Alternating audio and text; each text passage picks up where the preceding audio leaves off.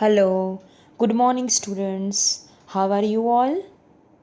I hope you all are enjoying the online sessions. So, today I am back with the session of Management of Industrial Relations, that is, your Advanced Human Resource Management. Today we are going to study one topic of Approaches of Industrial Relations. Yesterday, we studied about the parties of industrial relations and the causes of industrial relations. So, I welcome you all to the sessions of industrial relations. So, let us start with the approach of industrial relation. There are 6 types of approaches of industrial relations. First is psychological approach, second sociological approach, third human relations approach, fourth socioethical approach, fifth Gandhian approach, and sixth system approach. Now we will study each approach one by one in detail. See students, everybody has a different point of view and thus different approaches are made. Nobody is wrong, but everybody's point of view is different. Same way, there are different approaches for everyone. You need to draw the diagram in your book and also maintain the notes of the lectures.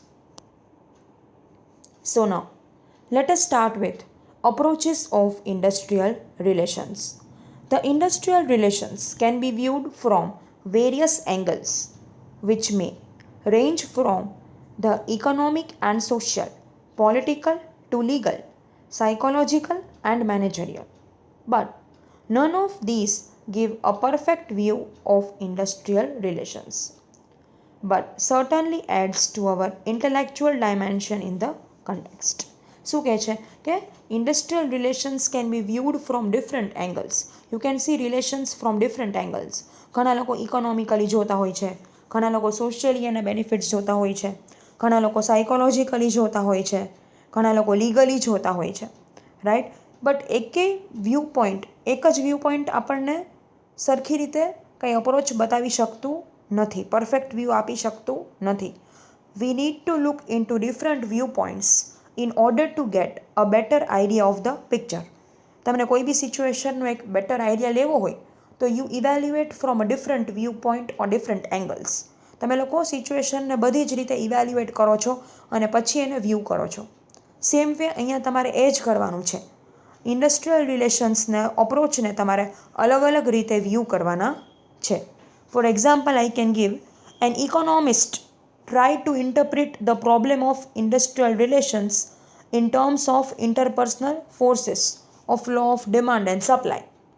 એટલે કે ઇકોનોમિસ્ટો એ શું કરે કે industrial રિલેશનને demand અને સપ્લાયના view પોઈન્ટથી જોવા ઈચ્છતા હોય, right.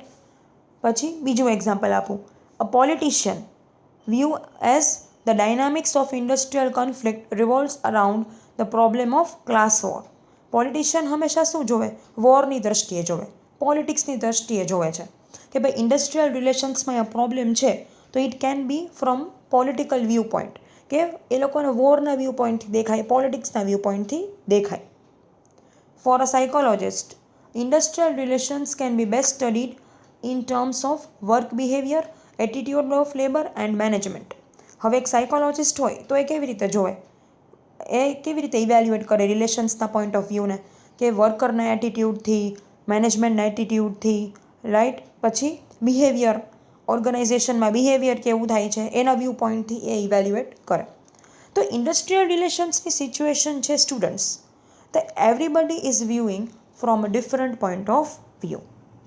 So now every class has a different viewpoint for industrial relations.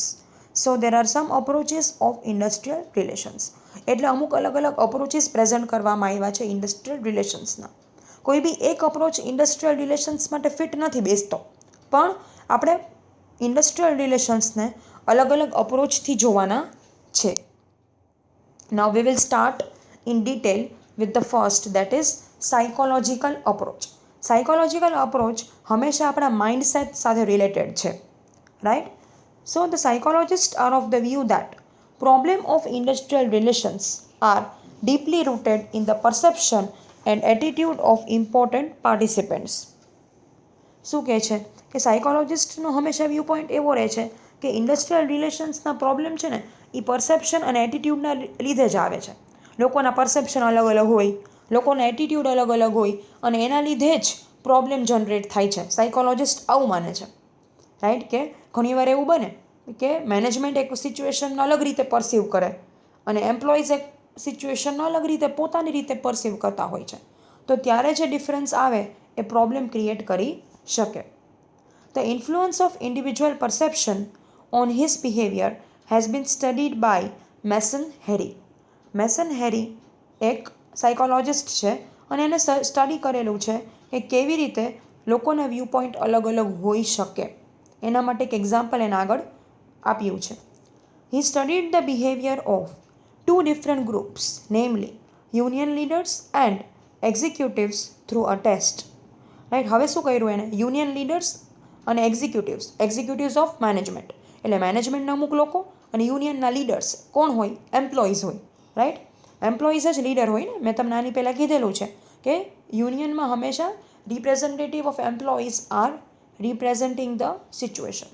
તો અમુક યુનિયન લીડરને લીધા અને અમુક એક્ઝિક્યુટિવ્સને લીધા. And then he conducted a psychological test, right? For the test, a photograph of an ordinary middle-aged person served as input, which both the groups were expected to rate. હવે એના એક ટેસ્ટ લેવા માટે એક ફોટોગ્રાફ બતાવ્યો. ફોટોગ્રાફમાં કોણ હતો? એક મિડલ એજ પર્સન હતો. એક મિડલ એજ પર્સનને બતાવ્યો, રાઈટ. સર્વડ એઝ ઇનપુટ એટલે કે ઇવેલ્યુએશન કરવા માટે એક મિડલ એજ પર્સનનો ફોટોગ્રાફ આપ્યો અને બે ગ્રુપને કીધું કે now you have to rate this photograph. બંને ગ્રુપે આ ફોટોગ્રાફને રેટ કરવાનું છે અને કહેવાનું છે કે આમાં એ લોકોને શું લાગે છે, આ શું હોઈ શકે, what is the situation. It is interesting to note that both the groups rated the photograph in different manner. That is union leaders referred the persons in photograph as a manager, where the group of executives saw union leader in the photograph. હવે આના conclusion તો બહુ interesting આવ્યા. Union લીડરને પૂછ્યું ને કે તમે ફોટોગ્રાફમાં શું જોયું, તમને શું ઇવેલ્યુએટ કર્યું, તો એ લોકોએ એમ કીધું કે ફોટોગ્રાફમાં એક મિડલ એજ પર્સન છે ને એ મેનેજર છે, એવો લાગે છે મેનેજર છે. અને જ્યારે ગ્રુપ ઓફ એક્ઝિક્યુટિવ્સ એટલે મેનેજમેન્ટને જ્યારે પૂછ્યું કે તમને આ ફોટોગ્રાફ વિશે તમારે શું કહેવું છે, રાઈટ. તો એ લોકોએ એમ કીધું કે અમને આ ફોટોગ્રાફમાં જે મિડલ એજ પર્સન છે ને એ યુનિયન લીડર જેવો લાગે છે. 100% યુનિયનનો લીડર જ હોવો જોઈએ, એનો જ આવો દેખાવ હોય, એ લોકોએ એમ કીધું. તો સ્ટુડન્ટ્સ, અહીંયા તમે જોઈ શકો છો કે કન્ક્લુઝન બેયનું અલગ અલગ વ્યૂ પોઈન્ટથી આવે છે. પરસેપ્શન બેયનું અલગ છે. કોઈએ એમ કેમ ન વિચાર્યું કે આ જે મિડલ એજ પર્સન છે he can also be a ordinary man, he can also be a politician, he can also be someone from Bollywood. કેમ કોઈ એમ ન વિચાર્યું? કેમ એમ જ વિચાર્યું કે આ માણસ તો યુનિયન લીડરનો જ છે, કે આ માણસ તો મેનેજમેન્ટનો જ છે? કેમ કે એ લોકોના વ્યૂ પોઈન્ટ એવા હોય છે, અલગ વ્યૂ પોઈન્ટ છે. એ લોકો હંમેશા એમ જ વિચારે છે મેનેજમેન્ટ કે યુનિયન લીડર હોય એ હંમેશા આવા કડક દેખાતા હોય અને હંમેશા એની ડિમાન્ડ પ્રેઝન્ટ કરવી હોય. જ્યારે કે યુનિયન લીડરના મગજમાં શું હોય કે ભાઈ મેનેજમેન્ટવાળા તો આવા જ હોય, હંમેશા સ્ટ્રિક્ટ દેખાતા હોય અને કોઈ દિવસ કોઈની વાત માનવી હોય નહીં. So the results led Haire to conclude that. તો હેરી 3 કન્ક્લુઝન ઉપર આવ્યો આ જાણીને. એને રિઝલ્ટ્સ ખબર પડી એટલે એને 3 કન્ક્લુઝન્સ ડિરાઈવ કર્યા. Which are the conclusions? First, the general impression about a person is radically different when he is seen as a representative of management from that of the person as a representative of labor. હવે શું કહે છે કે કોઈ બી પર્સનની impression છે ને એ અલગ હોય છે. કેવી રીતે અલગ હોય છે? કેમ કે અમુક લોકો એને રિપ્રેઝેન્ટેટિવ ઓફ મેનેજમેન્ટ તરીકે જોવે છે અને અમુક લોકો એને રિપ્રેઝેન્ટેટિવ ઓફ યુનિયન તરીકે જોવે છે. તો આવી રીતે પીપલ વાઇઝ લોકોની ઇમ્પ્રેશન આપણા વિશે ચેન્જ થતી હોય છે. એ તમે પણ ઓબ્ઝર્વ કર્યું હશે કે અલગ અલગ લોકોના માઇન્ડમાં આપણી ઇમ્પ્રેશન અલગ અલગ હોય છે. Second, the management and labour see each other as less dependable. Management અને લેબર એકબીજાને ડિપેન્ડેબલ ગણતા નથી. મેનેજમેન્ટ ક્યારેય એમ માનવા તૈયાર જ નથી થતું કે અમે લોકો લેબર ઉપર ડિપેન્ડન્ટ છીએ. And labours are also not ever ready to accept that we are dependent on management. Next, third, the management and labor see each other as deficient in thinking regarding emotional characteristics and interpersonal relations.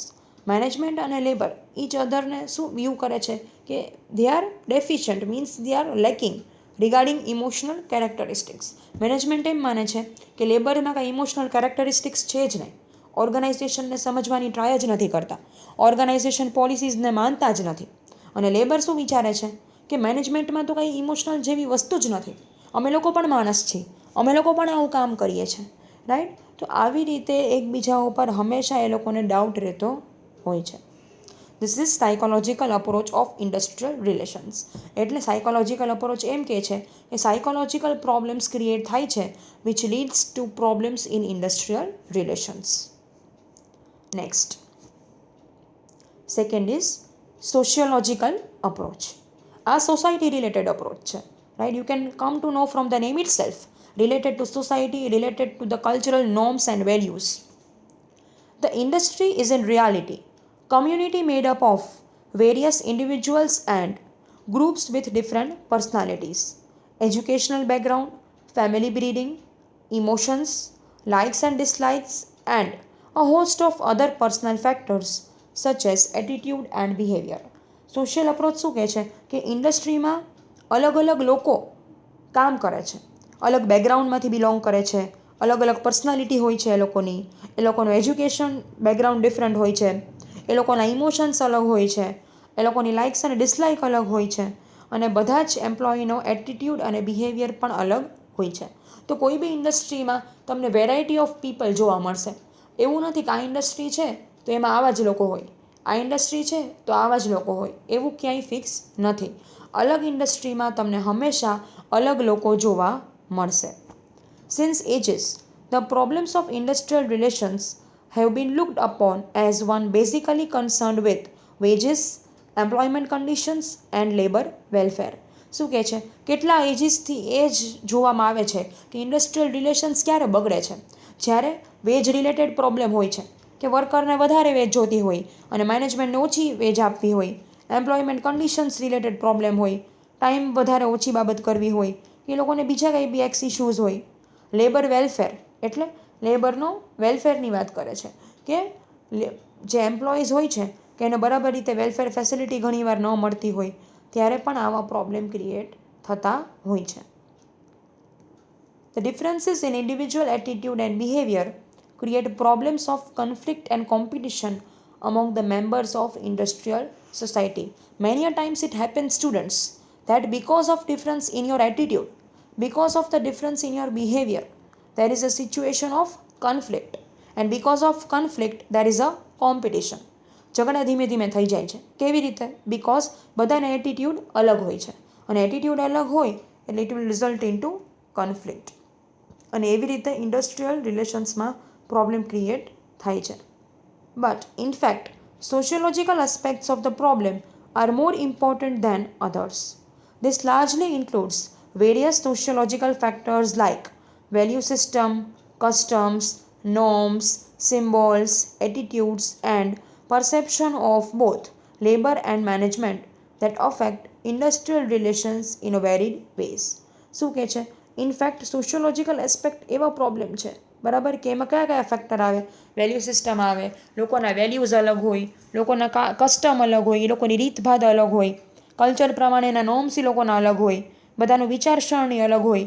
એના લીધે જ મેનેજમેન્ટમાં અને લેબરમાં હંમેશા problem create થાય છે, right. Further you can also define as sociological approach includes consequences like organization, social mobility, migration, social evils like family disintegration, stress also affects efficiency and productivity, which in turn influence industrial relations of the industry. Many a times you also have seen that there are social evils like family disintegration, means family separate થાય, વર્કરના માઇન્ડમાં stress આવે છે, right. પછી લોકો migrate કરે છે તો એના લીધે સ્ટ્રેસ ક્રિએટ થાય છે. તો આવી રીતે વર્કર્સ પોતાની સોશિયલ લાઈફમાં ડિસ્ટર્બ હોય તો ઇટ ઇઝ ઓબ્વિયસ કે એ લોકો ઘણીવાર ઓર્ગેનાઇઝેશનમાં પણ ડિસ્ટર્બ રહેવાના છે. સો This is all about sociological approach. Sociological approach એમ માને છે કે because of society's values and norms and everything, attitudes and behavior, there is a problem in industrial relations. Okay. Now third is human relations approach. Among all the areas of management, perhaps one of the most delicate and tricky ones is concerned with human resource management. શું કહે છે? સૌથી delicate area કયો છે? Buy now તમે લોકો પણ હવે હ્યુમન રિલેશન્સ ભણો છો, હ્યુમન રિસોર્સ ભણો છો. By now you must have come to know that human resource management is one of the sensitive areas of the organization, because HRM has to deal with different types of people, different ideologies, different attitudes and perception, and still has to integrate the people and work towards completion of organizational goals. તો human relations approach છે એ બહુ જ sensitive approach છે. When such resources are not properly managed, the problem of industrial relations surfaces, which can only be managed by managing the dynamics of human behavior both at individual and group level. જ્યારે human રિસોર્સને આપણે બરાબર રીતે manage નથી કરતા ત્યારે industrial relation જેવા problem surface થાય છે, ઉપર આવે છે. ત્યારે જ ઇન્ડસ્ટ્રીયલ રિલેશન્સમાં પ્રોબ્લેમ આવે છે. અને આ પ્રોબ્લેમ્સને તમે કેવી રીતે મેનેજ કરી શકો છો? તમે હ્યુમન બિહેવિયર રિલેટેડ એ લોકોને ડાયનામિકલી બધા લોકોને ઇન્ડિવિજ્યુઅલ લેવલે એઝ વેલ એઝ ગ્રુપ લેવલે તમારે લોકોને અલગ રીતે હેન્ડલ કરવા પડે છે. કોઈ બી એક માણસને હેન્ડલ કરવા માટે તમે પોલિસીસ ફ્રેમ કરેલી હોય તો એ બીજા માણસોને હાયર કરવામાં ક્યારેય ચાલતી નથી, કે એ લોકોને હેન્ડલ કરવામાં ક્યારેય ચાલતી નથી. તો ઇન્ડિવિજ્યુઅલ લેવલે અને ગ્રુપ લેવલે અલગ અલગ તમારે અપ્રોચ આપવા પડે. Handling is radically different. Handling of human resource is radically different from that of physical, material and financial resources, because they are not inanimate or passive, but are composed of human beings having their own emotions, perception, attitude and personality. As you all know, students, every human beings have their own emotions, their own way of thinking, right? Their own personality, right? તો આવી રીતે તમે એ લોકોને બીજા બધા material છે, physical resources છે, material છે, ફિનાન્શિયલ રિસોર્સિસ છે, એ લોકોને તમે ગમે તે રીતે હેન્ડલ કરી શકો છો. પણ હ્યુમન બિંગ્સને તમે ગમે તે રીતે હેન્ડલ કરી શકતા નથી, because they are composed of different emotions and different feelings. These characteristics make the complex individuals, and when they interact with each other, either in individual or in group, their complexity multiplies. Same students, what problem is occurring? Whenever already every individual is different, no two individual in this earth is same, right? So what they are trying to tell is કે individual or group જ્યારે બી કોઈ individual interact કરે છે તો ત્યારે ઉલટાના એના problems વધે છે, બિકોઝ બધા લોકોના માઇન્ડસેટ અલગ અલગ હોય છે અને માઇન્ડસેટ અલગ હોવાના કારણે પ્રોબ્લેમ્સ બહુ વધે છે. As the management of people at work is an inclusive prerogative, means in exclusive right. Exclusive prerogative means exclusive right of human resource specialist. The various human resource management policies, including those relating to leadership and motivation, have profound influence on work behavior. Okay, what they are trying to tell is there are certain rights of people at work. જે people તમારી ઓર્ગેનાઇઝેશનમાં કામ કરવા આવે છે એના પણ અમુક rights હોય છે. એ રાઇટ્સ તમારે વેલ્યુ કરવા પડે, રાઈટ? ઘણીવાર લીડરશિપ અને મોટિવેશન ટેકનિક શું કામ ચાલે છે? લીડરશિપ અને મોટિવેશન ટેકનિક ચાલે છે જ એટલા માટે કેમ કે એ લોકો પીપલના વર્ક બિહેવિયરને ઇન્ફ્લુઅન્સ કરી શકે છે. તમે સારી લીડરશિપ એક્સરસાઇઝ કરો, તમે લોકોને સારું મોટિવેશન આપો તો એ એમ્પ્લોઈઝ તમારી ઓર્ગેનાઇઝેશનમાં સરસ રીતે કામ કરશે. એક્ઝામ્પલ, અત્યારે COVID-19ની સિચ્યુએશન છે તો અમુક લીડરે બહુ સરસ પોતાના સ્ટાફને હેન્ડલ કર્યો છે, તો એના લીધે સ્ટાફ મોટિવેટેડ છે and they are all obviously going to work very well.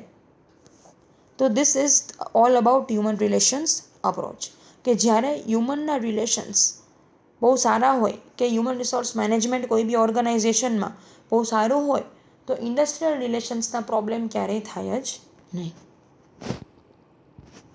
Okay, now next is fourth approach, Socioethical Approach.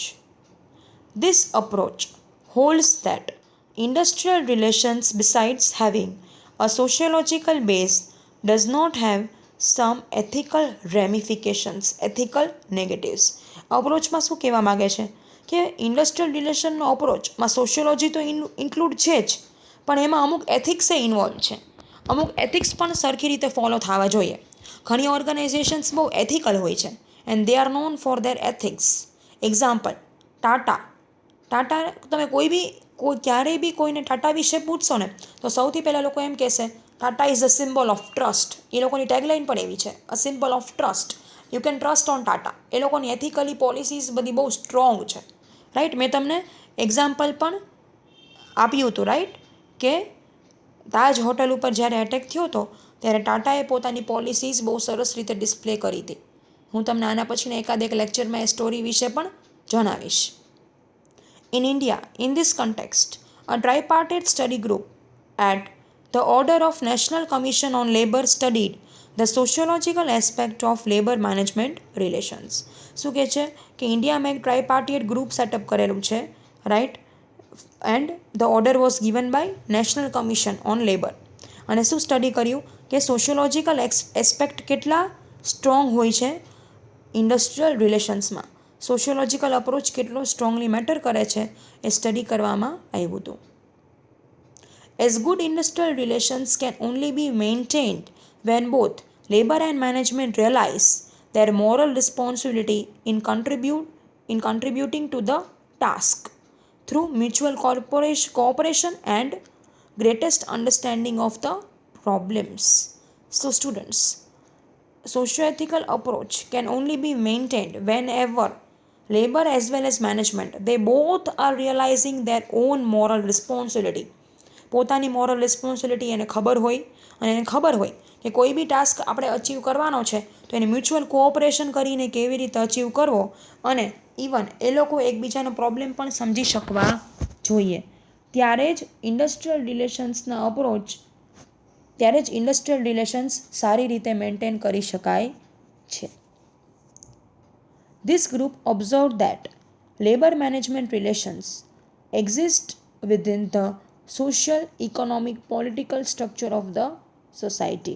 Right, national commission of લેબરને જ્યારે સેટ આઉટ કર્યું ત્યારે એને શું ઓબ્ઝર્વ કર્યું કે લેબર મેનેજમેન્ટ રિલેશન્સ 3 જ વસ્તુના લીધે ઇફેક્ટ થાય છે. એક સોશિયલ સ્ટ્રક્ચર, એક ઇકોનોમિકલ સ્ટ્રક્ચર અને એક પોલિટિકલ સ્ટ્રક્ચર. આ 3 સ્ટ્રક્ચરના લીધે જ કોઈ બી ઇન્ડસ્ટ્રીમાં ઇન્ડસ્ટ્રીયલ રિલેશન્સ ઇમ્પેક્ટ થાય છે. They therefore need to be examined in relation to overall institutional and ideological goals, namely democratic, socialism and economic growth. એટલે જ બધી વસ્તુને, બધી સિચ્યુએશનને, ઇન્ડસ્ટ્રીયલ રિલેશન્સને તમારે સરખી રીતે આઈડેન્ટિફાઈ કરવા પડે. એમાં તમારે લોકોને ડેમોક્રેસી આપવી પડે, ફ્રીડમ આપવું પડે, રાઈટ, સોશિયલ વેલ્યુઝ પણ તમારે કન્સિડર કરવા પડે, અને તમારે ઇન્ડસ્ટ્રીનું ઇકોનોમિક ગ્રોથ પણ કન્સિડર કરવો પડે. The study group observed that the goal of labor management relations may be stated as maximum productivity. આ જે national commission of labour set out કર્યું હતું એને શું ઓબ્ઝર્વ કર્યું? એને એવું ઓબ્ઝર્વ કર્યું કે labour management relations maximum productivity, જો સારા લેબર મેનેજમેન્ટ રિલેશન્સ કોઈ બી ઇન્ડસ્ટ્રીમાં છે એવું તમે ક્યાંથી કહી શકો? એવું તમે કહી શકો જ્યારે ઇન્ડસ્ટ્રીમાં મેક્સિમમ પ્રોડક્ટિવિટી આવતી હોય, ઇકોનોમિક ડેવલપમેન્ટ ઇન્ડસ્ટ્રીનું બહુ સરસ રીતે ફાસ્ટ થતું હોય, there is adequate understanding among employers, workers and government of each other's role in the industry. Even understanding પણ બહુ સારી હોય છે એમ્પ્લોયર, વર્કર અને ગવર્મેન્ટ વચ્ચે. And also willingness among parties to cooperate as partners in the industrial system. And also there is willingness પણ હોય છે પાર્ટીઝના માઇન્ડમાં. એટલે આ 3 પાર્ટીઝ, એમ્પ્લોયર, વર્કર અને ગવર્મેન્ટના માઇન્ડમાં વિલિંગનેસ પણ હોય કે આપણે એકબીજાને કોઓપરેટ કરશું તો જ આપણે ઇન્ડસ્ટ્રીમાં સસ્ટેન થઈ શકશું અને ઇન્ડસ્ટ્રીના ગોલ્સ આપણને મળશે. સો શું કહેવા માગે છે ઇન શોર્ટ કે દેર should be a willingness among all the parties. તો આવી રીતે નેશનલ કમિશન ઓબ્ઝર્વ કર્યું કે કોઈ બી ઇન્ડસ્ટ્રી જ્યારે આ રૂલ્સ ફોલો કરે છે, મેં આ જે બોર્ડમાં લખ્યું છે એ બધું ફોલો કરે છે, તો જ તમને ખબર પડે છે કે લેબર મેનેજમેન્ટ રિલેશન્સ આ ઇન્ડસ્ટ્રીમાં બહુ સારા છે. સો ધીસ ઇઝ સોશિયોએથિકલ અપ્રોચ, કે જેમાંથી તમને ખબર પડે છે કે સોશિયોલોજિકલ અપ્રોચ તો ઇમ્પોર્ટન્ટ છે, પણ સાથે એથિક્સ મેન્ટેન કરવા પણ બહુ ઇમ્પોર્ટન્ટ છે. જો કોઈ માણસને એમ અંદરથી એવો મ્યુચ્યુઅલ ગેઇનનો ઇન્ટરેસ્ટ હશે, પર્સનલ ગેઇનનો, કે ભાઈ ગમે તેમ કરી નાની પાસે કામ કઢાવી લઉં ને આમ કરું ને, તો ક્યારેય ઇન્ડસ્ટ્રીયલ રિલેશન્સ સારા રહેશે નહીં. સારા ઇન્ડસ્ટ્રીયલ રિલેશન્સ મેન્ટેન કરવા માટે તમારે એકબીજાને કોઓપરેટ કરી અને મ્યુચ્યુઅલ ગેઇન વિચારીને ચાલવાનું છે. Next is Gandhian approach. Okay, now let us start with Gandhian approach. Gandhian અપ્રોચના નામ પરથી જ તમને ખબર પડે છે કે આ અપ્રોચ ગાંધીજીના વ્યૂ પોઈન્ટ ઉપર ડિપેન્ડન્ટ છે. ગાંધીજી's view on industrial relations are based on his fundamental principles of truth and non-violence and non-possession. ગાંધીજીના વ્યૂ હંમેશા ટ્રુથ અને નોન વાયલન્સ ઉપર ડિપેન્ડન્ટ છે. એ ગમે તે વસ્તુ આપણે પ્રેઝન્ટ કરવી હોય તો સાચું બોલીને અને મારપીટ કર્યા વગર પ્રેઝન્ટ કરવાની છે. Out of these principles evolved the concept of non-cooperation and trusteeship on which his philosophy of industrial relation rests. આનાથી આ અપ્રોચમાંથી ઘણીવાર લોકો ગાંધીયન અપ્રોચ ફોલો કરતા હોય છે કે એમ્પ્લોયી શું કરે છે, ચૂપચાપ બેઠા રહે છે, સાયલેન્ટલી સ્ટ્રાઇક ઉપર જતા રહે છે, કંઈ કામ કરતા નથી, મેનેજમેન્ટને કોઓપરેટ કરતા નથી. તો આને ગાંધીયન અપ્રોચ કહેવાય. એ લોકો બોલીને, ગમે તેવા ખરાબ શબ્દો બોલીને કે નારા લગાવીને કે ભાઈ અમને we want increase in veggies ને એવા નારા લગાવીને નથી કરતા, પણ શાંતિથી બેઠા રહે છે અને એમ કહે છે કે we will not cooperate management until our demand is fulfilled. પણ બીજા કોઈ હાર્મફુલ સ્ટેપ્સ લેતા નથી.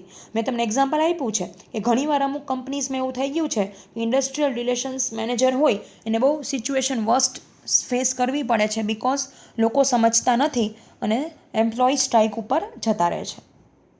This philosophy presumes the peaceful coexistence of labor and capital, which calls for the resolution of conflict by non-violence, non-cooperation, which actually amounts to peaceful strike in ordinary parlance. That is, parlance means way of speaking. હવે આ ફિલોસોફીનું પ્રિઝમ્પશન શું છે કે લોકો employ strike ઉપર જાય છે, પણ કેવી રીતે જાય છે? નોન વાયલન્ટલી, કોઈને હાર્મ કરતા નથી, કોઈની ઉપર મારપીટ કરતા નથી, રાઈટ? ખાલી નોન કોઓપરેશન બતાવે છે કે વી વિલ નોટ કોઓપરેટ, અને પીસફુલ સ્ટ્રાઇક ઉપર જાય છે, નારા લગાવે છે અને રોડ ઉપર નીકળી પડે છે અને પથ્થરમારો કરે છે અને એવું કાંઈ કરતા નથી. ખાલી they show by their way of speaking that we are not supporting your opinion. અમે લોકો તમારી સાથે છે નહીં અને અમે તમારે માટે કામ કરશું નહીં. So this is Gandhian approach.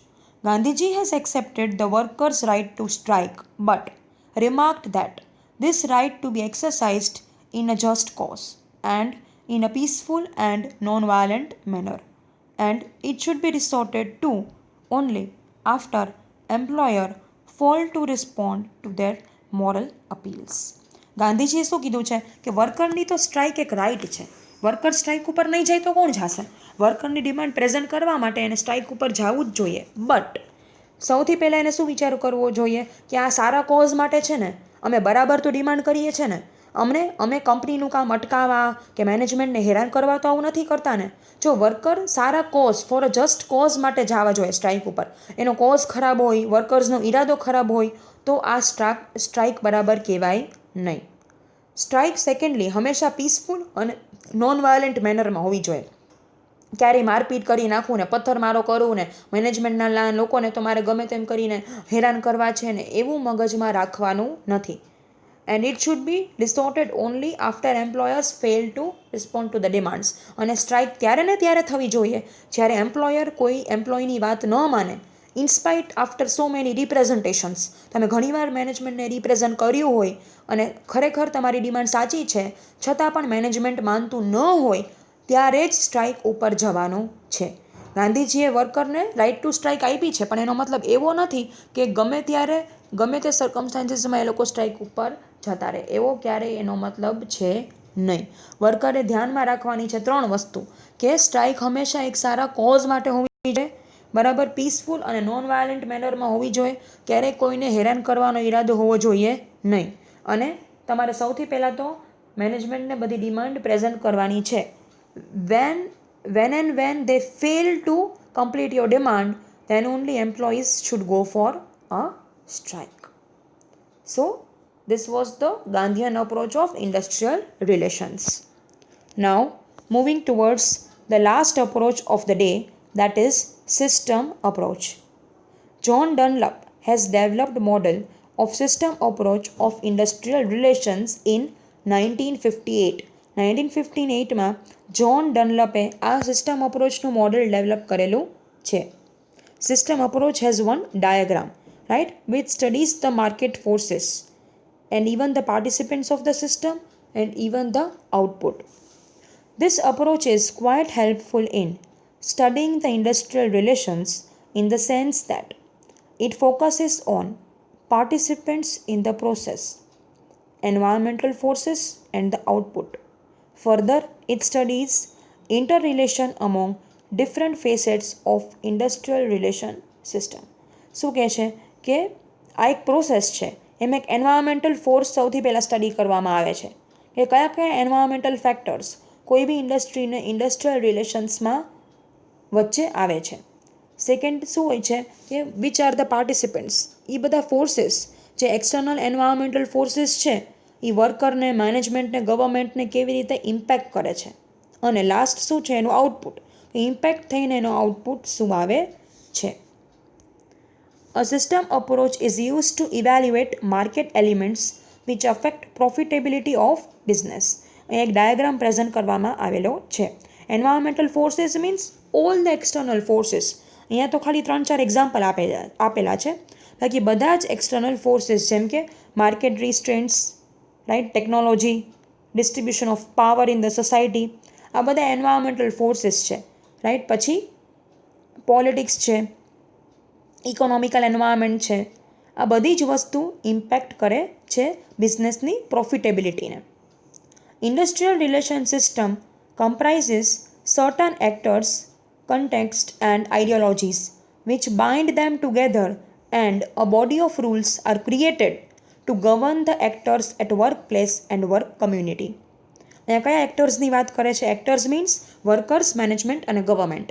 આ બધા ફેક્ટર્સ મેં તમને કીધું એમ એન્વાયરમેન્ટલ ફોર્સીસ જે છે એ પાર્ટિસિપન્ટ્સ ઇન ધ સિસ્ટમ, એને એક્ટર્સ પણ કહેવાય. વર્કર, મેનેજમેન્ટ અને ગવર્મેન્ટને ઇમ્પેક્ટ કરે છે. અને આ લોકોને સાથે બાઇન્ડ કરવા માટે, સાથે રાખવા માટે, બરાબર, અમુક આઉટપુટ ક્રિએટ કરવું પડે છે, that is rules of workplace. અમુક રૂલ્સ ડેવલપ કરવા પડે છે.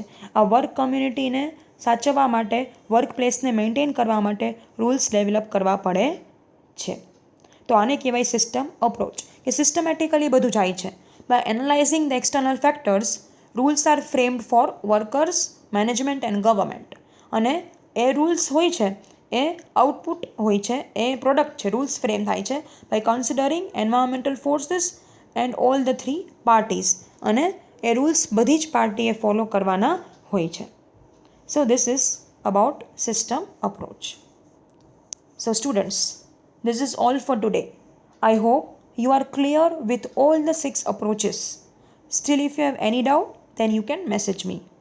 આ બધા જ અપ્રોચની નોટ્સ તમારી બુકમાં બનાવી લેજો અને ડાયાગ્રામ પણ ડ્રો કરી લેજો. સો નાઉ meet you in next session with new topics. Till then students, take care and please decide now. તમે લોકોએ બધાએ ડિસાઇડ કરી જ લીધું છે કે એડવાન્સ HRM કેટલા લોકોને રાખવું છે.